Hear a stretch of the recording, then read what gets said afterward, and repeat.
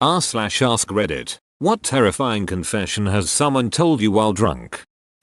I worked in a hospital and an alcoholic guy I knew from around my town came in. Of course he was very drunk, so he got to bed. He was homeless at this point. Just as he was starting to settle, he screamed. I slit his ducking throat. So I went up to him and asked him to settle, and he started telling me that he did it while in the army and could never forgive himself for it. Cried himself to sleep and died in the local park a few months later.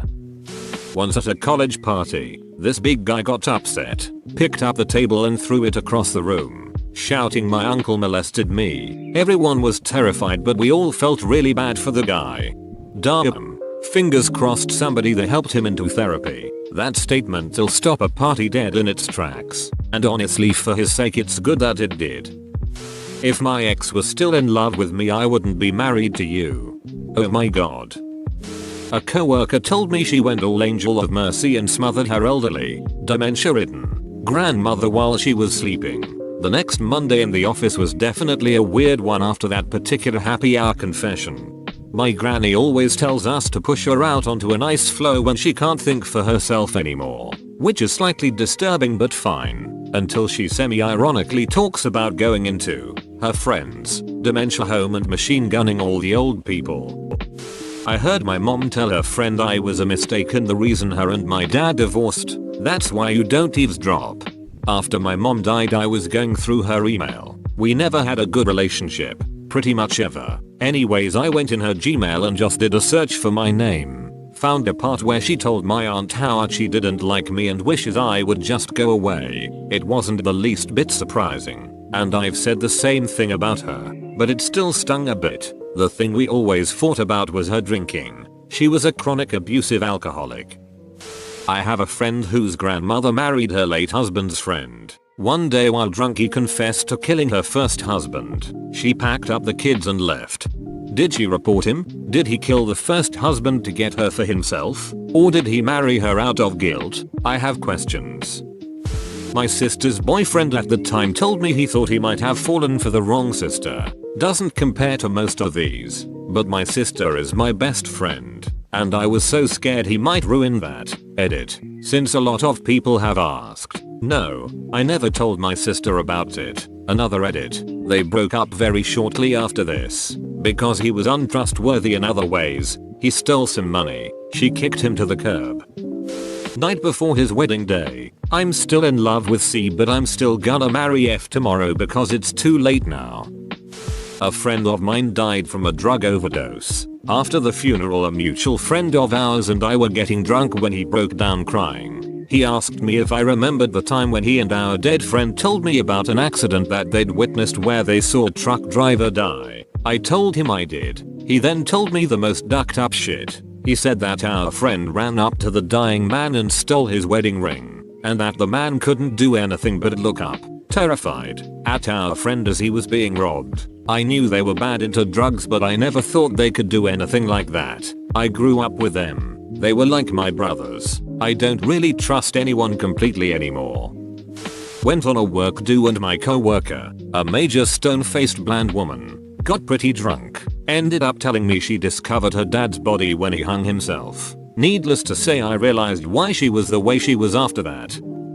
Had a buddy tell me his friend drunkenly confessed to him that he had killed his stepdad and made it look like a suicide. His stepdad had been abusive towards him and his mom for years, and it finally broke when he made it look like his stepfather had hung himself in their garage. I don't know who the friend was. I was never given a name or much else of the story. After a work party, the wife of a colleague and me ended up being the last two people standing. We were both fairly drunk when she started telling me about how she was raped by a priest when she was a kid. The church covered it all up and the bastard never faced any charges. Oof. Here's to hoping her parents believed her. Friend had a similar experience and her mom and dad couldn't reconcile that this man they'd known as pious and God-fearing for so many years could do something like that. Ducking sucks, man. My ex told me that he had been molested by his sister between the ages of 6-11. She was 9-14. His dad walked in once and didn't do anything. His own family knew that he was being sexually abused for years and did absolutely nothing to protect him. I had a male friend tell me he had raped me once when I was passed out drunk. I'm a straight male and had been friends with this guy for 15 years and had been drunk with him a lot. Since then I have found out a lot of messed up stuff about him. One of my best friends since middle school opened up to me the day we had our last day of high school. We had been partying all day, got off at 10 AM, but most people left at around 3 PM to go get ready for the seniors dinner and after party and whatnot. My friend stayed behind with our class president. I told him I'd pick him up for the dinner and left. When I got back, both were falling down drunk and in tears. A few years earlier, our class priest had lost his father. I take my buddy back to his house so he can get changed for the dinner, and on the way he tells me what happened. They had kept drinking when everyone left and eventually got to the topic of their dads. I had never met my friend's dad. He died and that was all I knew. I never knew how he died. It turns out my buddy's dad was a lawyer or something in the country he's from and was being extorted by a gang. When money started to run out, my buddy's dad sent the family to another country and told them he'd meet them there, that he had to finish some things up. A few weeks after moving they learned that he had been murdered by the gang. It completely ducked my friend up. We always used to drink heavily and whatever since we were in high school. For me it was just drinking. For my buddy it was numbing the pain. It was ducking shocking when he told me this, and really made me understand him a lot more. Why he acted how he acted. Haha, I put a Darryl in your beer. We're gonna party till the sun comes up, bro. Spiking people's drinks is so scummy. Is there any more to this story? At one point he whipped out a knife and put a hole in the surprisingly thin bathroom wall of the dive bar. Shithead carved his name above it. I had a massive mood swing and got in a really nasty parking lot fight. I woke up with dried blood on my knuckles, heart beating out of my chest, and paralyzing anxiety. The guy was like the Kenny Barney of our friend group, always spastic and obnoxious, and taking things past the point of being entertaining. No one ever wanted to hang out with him one-on-one. I thought I was being a good guy by giving him a shot. This effectively got him ostracized from our friend group. I had someone tell me that he molested his daughter when she was an infant because he was angry and thought that his girlfriend had cheated on him and that she wasn't his biological daughter. He went on to say DNA testing was done and it was determined that she was actually his daughter and that he felt very guilty about the whole thing. His daughter was 7-8 at the time he told me this. I literally spent a night tossing and turning thinking about it and finally decided I had to report him. It was me who did the confessing. When I was 18 I was sexually assaulted on a bridge in the middle of the night when I was all alone. My mum works in hearing, and she had always told me to bite someone if I got into trouble. So I did. I bit into his neck until my teeth met again. He fell down, then I ran all the way home. A few weeks later I read in the news that a serial assaulter had gone to the hospital with neck wounds and later died. They'd drawn it down to him attacking someone and them acting in self-defense. I never told anyone until I got really drunk with my boyfriend last year and spilled it. He couldn't believe I'd kept that secret. My mother's first husband, the sperm donor. I was 16. She had just walked out that same day and he got extremely drunk and told me that I was never supposed to have been born and that I should have died with my brother. I asked him what he meant by my brother since I had no siblings and he confessed to beating the shit out of my mother when she was pregnant and she ended up in the hospital. I was born but my twin brother died in the womb. At the time my mother's English, she's Polish, was not good, so he claimed to doctors that she just fell down the stairs and threatened to have her deported and used me as blackmail if she ever told anyone. I followed her soon after once she had contacted me that she'd found a place to stay. I asked her if she had anything to tell me regarding my birth and she told me the same story. I guess that explains why I felt like I was missing a part of myself all my life.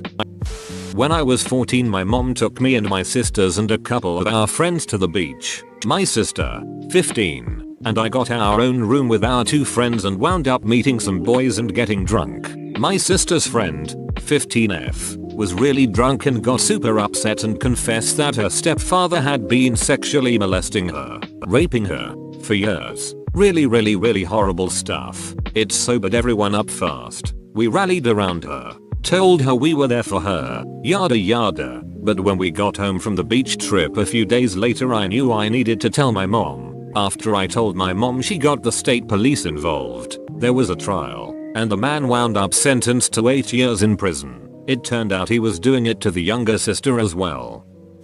A coworker was pretty inebriated when he told me that he hates his life. He hates his partner, and the only reason he's still married to her is because he loves his daughter and doesn't want to lose her.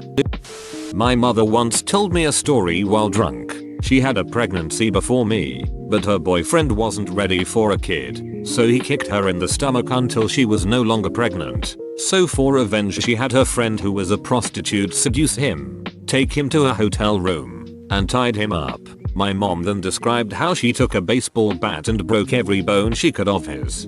Described how she had to throw water on him to keep him awake. She was never tried for it, so I'm assuming he lived. I had heard the kicked in the stomach till miscarriage part before. The whole bat thing was a new detail. She hasn't mentioned it since. I was having dinner with a group of friends and one girl was talking about how at a party she helped a drunk guy friend get onto a bed and then she got him naked and started riding him. She said he woke up halfway through but was receptive, was very happy and completely okay with it because he found her hot. And after they were done he joked to her that he would have punched her face in and called the cops if he didn't find her attractive. I honestly wasn't sure how I was supposed to react to that story, because what she did was technically rape. But then if her victim genuinely didn't mind, then, yeah, I don't know. Granted, she was talking to a group of friends including me, so I didn't really have to give her a reaction.